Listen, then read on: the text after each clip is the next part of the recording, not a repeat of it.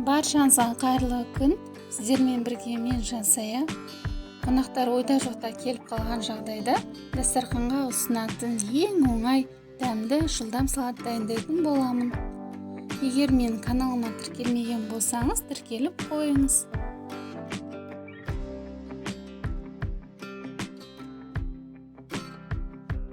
Бұл салатты дайындау үшін ең алдымен вареный колбасаны ұзыншалап турап шығамыз.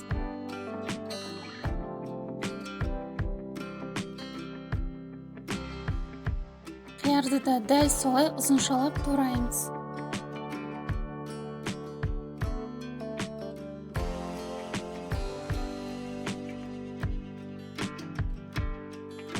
Ыдысқа фасоль мен кукурузаны саламыз. Үстіне ұзыншалап туралған вареный колбасамызды, қиярымызды және күштен өткізілген сәбізімізді саламыз.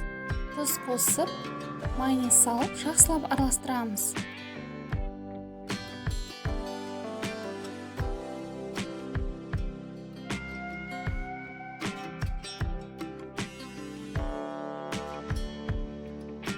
Мінекей, түрі де, дәмі де өте керемет болып шығатын салатымыз дайын.